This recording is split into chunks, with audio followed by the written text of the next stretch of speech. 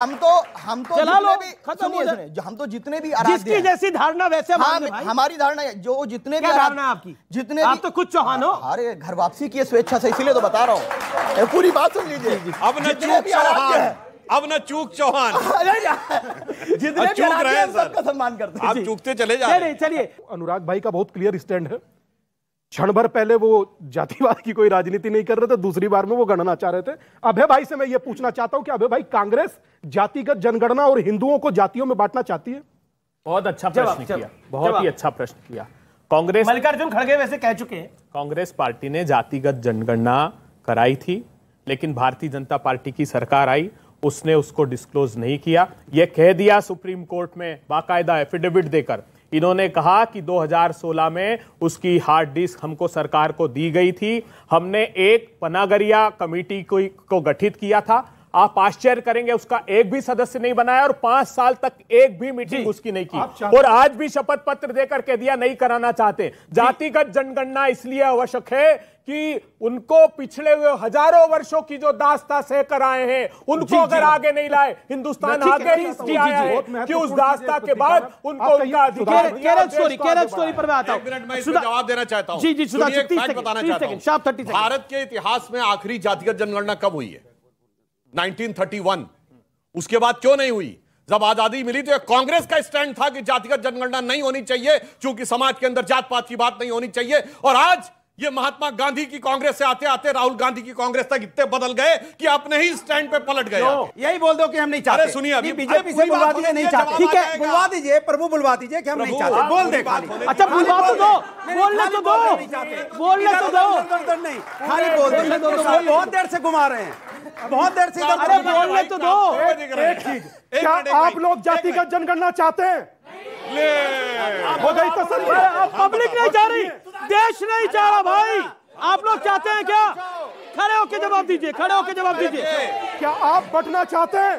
क्या आप जातियों में बंटना चाहते हैं? हम तो कहते हैं, सुनिए, जात पात पूछे नहीं कोई, हरिकी भजे तो हरिका होई। अच्छा ठीक है, सुनिए एक लाइन और। जी। एक बात इनकी मानता हूं, ये जात की बात नहीं करते, जानते क्या है? अरे भाई, समाजवादी पार्टी आपके समर्थन में बोला, अरे आपके समर्थन में अभी कह रहे थे, अभी आपके सामने कह रहे थे कुछ देर पहले, इधर आओ भाई, इधर आ गया।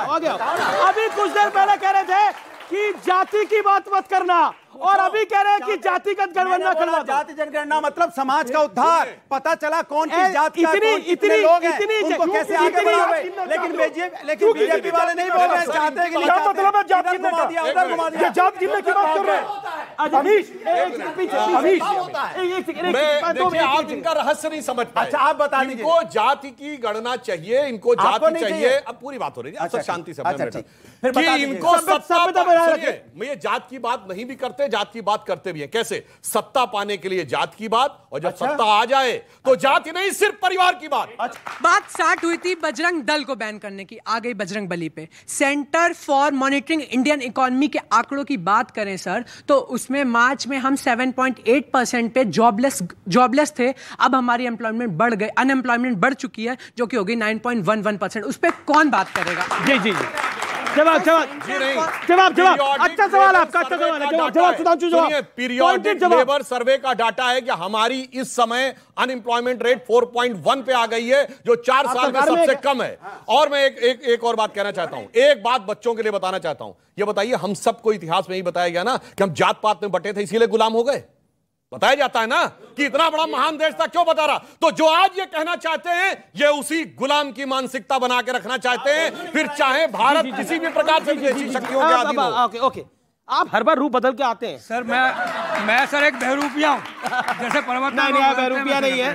नहीं, मतलब पिछले दिनों आप देवांत लग रहे थे, आज तो मतलब राजेंद्र कुमार टाइप लग रहा है। शुक्र है सर, शुक्र है आपका जीवन नहीं बनाया, प्राण नहीं बनाया। जी। देखिए सर, आपके में लिखा है जय बजरंग बली। हम छोटे होते थे सर, आप भी छोटे होते हैं, ये भी छोटे होंगे।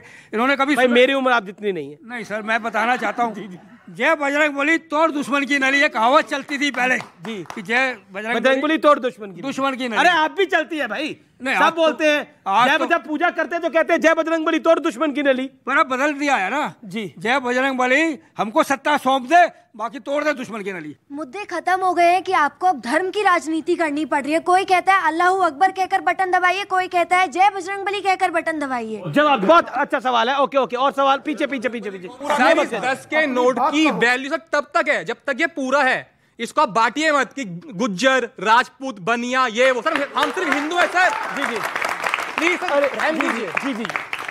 सबसे पहले तो हर मजहब ने ना हमें अच्छा सिखाया है, किसी मजहब ने भी हमें बुरा नहीं सिखाया है। और हम लोग बुरे क्यों बन रहे हैं ना, मैं सब लोगों को अवेयर करना चाहता हूँ एज ए कॉमन पर्सन। जी जी बोलिए। वो ये है कि स्वाद वो लोग दे रहे हैं, हमको छिलका दे रहे हैं, तभी मुद्दे बढ़ रहे हैं। हमको ये देखना है कि सरकार हमें फल दे रही है या हमें छिलका दे रही है। उसके लिए हमें अपनी विजन और देखने का नजरिया लेकिन नॉलेज के थ्रू बढ़ाना पड़ेगा। लेकिन आपने विजन की बात करी तो मेरी नजर जो है ये खोपड़ी वाली आपकी इस पर है। ये कहाँ से क्या पहना हुआ है, कोई तंत्र मंत्र तो नहीं करते? नहीं सर, ये एक्चुअली म्यूजिक के लिए थोड़ा। अच्छा, ये मतलब म्यूजिक के लिए डाला हुआ है, मतलब इससे म्यूजिक अच्छा आ जाता है। आर्टिस्ट हूँ, आर्टिस्ट है। चलिए और सवाल सवाल सवाल सवाल सवाल। सर ये लोग बजरंग दल को बैन करने का मांग कर रहे हैं। अगर वैलेंटाइन से उसको हटा के दिखा जाए, मजाकिया रूप से हटा के दिखा जाए, तो बजरंग दल इस देश में अगर किसी बहन बेटी के साथ लव जिहाद हो, किसी का धर्मांतरण, सबसे पहले अगर फ्रंट में कोई खेलता है तो our first line of defence and our last line of defence is called Bajrang Dal. ठीक है, और आप लोग का जैसा कारनामा है ना सर, इसे हम आपको क्लियर बता दें, बसपा, सपा, कांग्रेस, केजरीवाल, अजरुद्दीन, अकबरुद्दीन, बकरुद्दीन सब कोई मिल जाइए, बीजेपी कोई वोट देंगे। जी जी जी, ये कहना है। जी जी जी, आपका बेटा क्या सवाल है? सर मेरा सवाल है कि जैसे बजरंग दल को बजरंग बली से जोड़ा गया है, तो क्या ये संजीवनी का काम करेगा बीजेपी के लिए? ओके, ये पकड़ लिया इन्होंने सवाल।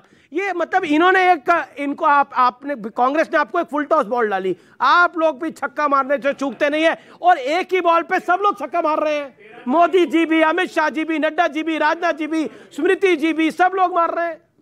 देखिए होता क्या है कि वो कितना भी कोशिश करें, वो जो दिल के इनके जज्बात है ना, वो समझ नहीं पाते हैं। ये गाहे बगाए उभर के सामने ही आ जाते हैं, कभी जहरीला सांप बनकर, कभी बजरंग दल के ऊपर लगाए जाने वाले बैन बनकर। अच्छा, ये केरल स्टोरी की कहानी आपने क्यों डाल दी? अभी सांप इनके गले में डला हुआ था, बजरंग बली की पूंछ पे आग लग गई थी। आपने केरल स्टोरी में जो आतंकवाद वाला मामला है वो भी प्रधानमंत्री ने कांग्रेस पर डाल दिया, क्यों? ये केरल स्टोरी की बात हमने कही है क्या?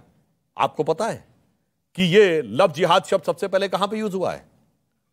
ये 9 दिसंबर 2009 को केरला हाई कोर्ट के जजमेंट में जाकर देखिए, पैरा नंबर 16 पे कोर्ट ने ये बात लिखी हुई है। और किस आधार पे था ये जजमेंट? उस समय केरल कम्युनिस्ट पार्टी की सरकार थी और कांग्रेस की सरकार रही है, हम लोग सरकार कभी नहीं रही है वहां पर। और कम्युनिस्ट पार्टी के मुख्यमंत्री वीएस अच्युतानंदन जी ने कहा था, यह शब्द प्रयोग किया लव जिहाद, और यह कोर्ट की प्रोसीडिंग में यूज हुआ।